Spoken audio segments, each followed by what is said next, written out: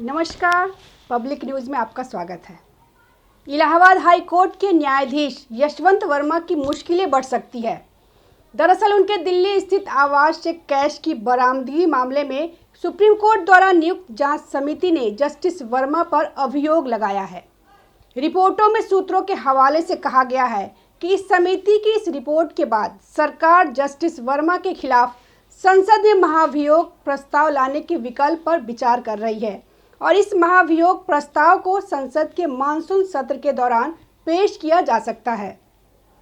हालांकि सरकार अभी इस बात का इंतजार कर रही है कि जस्टिस वर्मा खुद इस्तीफा दे।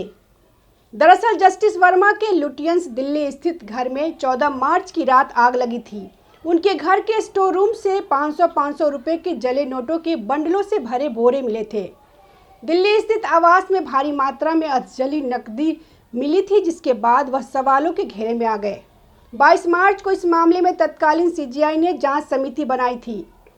कमेटी ने 3 मई को रिपोर्ट तैयार की और 4 मई को सीजीआई को सौंपी थी। कमेटी ने जस्टिस वर्मा के खिलाफ आरोपों को सही पाया और उन्हें दोषी ठहराया था। सरकारी सूत्रों ने बताया कि अगर न्यायमूर्ति वर्मा स्वयं इस्तीफा नहीं देते हैं तो उनके खिलाफ संसद में महाभियोग प्रस्ताव लाना एक स्पष्ट विकल्प होगा।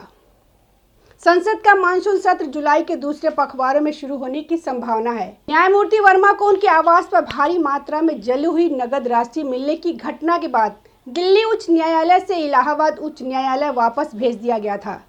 तत्कालीन प्रधान न्यायाधीश संजीव खन्ना ने राष्ट्रपति और प्रधानमंत्री को पत्र लिखकर न्यायमूर्ति वर्मा के खिलाफ महाभियोग की कार्रवाई करने की सिफारिश की थी। उच्चतम न्यायालय द्वारा गठित आंतरिक जांच समिति ने न्यायमूर्ति वर्मा पर अभियोग लगाया था, जिसके बाद न्यायमूर्ति खन्ना ने राष्ट्रपति और प्रधानमंत्री को यह पत्र भेजा। हालांकि इसके निष्कर्षों को सार्वजनिक नहीं किया गया। सूत्रों ने बताया कि पूर्व प्रधान न्यायाधीश खन्ना ने न्यायमूर्ति वर्मा को इस्तीफा देने के लिए कहा था, लेकिन उन्होंने इनकार कर दिया। वहीं यशवंत वर्मा ने खुद को निर्दोष बताया है और अपने आउट हाउस में आग लगने के बाद मिली नकदी से किसी भी तरह से संबंध से इनकार किया है। 2018 में भी 97 करोड़ 85 लाख रुपए के घोटाले में यशवंत वर्मा का नाम जुड़ा था। इससे पहले 2018 में गाजियाबाद की सिंभावली शुगर मिल में गड़बड़ी के मामले में जस्टिस वर्मा के खिलाफ सीबीआई ने एफआईआर दर्ज की थी।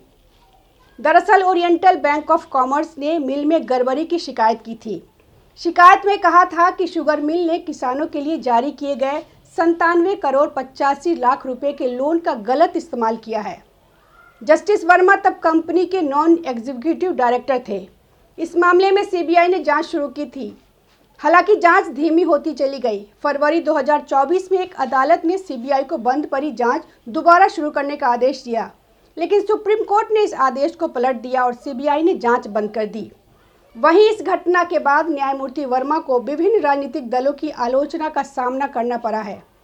एक सूत्र ने कहा कि इस मामले पर जल्द अंतिम निर्णय लिया जाएगा। इस तरह के स्पष्ट घोटाले को नज़रअंदाज करना मुश्किल है। संसद के दोनों सदनों में से किसी एक में महाभियोग प्रस्ताव लाया जा सकता है। दरअसल राज्यसभा में कम से कम 50 सदस्यों को प्रस्ताव पर हस्ताक्षर करने होते हैं और लोकसभा में 100 सदस्यों को इसका समर्थन करना होता है।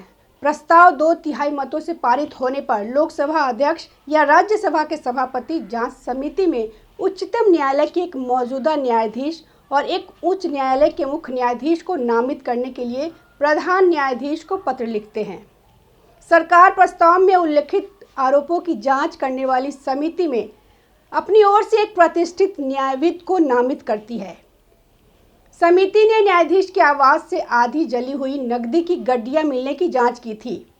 न्यायमूर्ति वर्मा घटना के समय दिल्ली उच्च न्यायालय में थे। बाद में उन्हें इलाहाबाद उच्च न्यायालय में वापस भेज दिया गया। नमस्कार।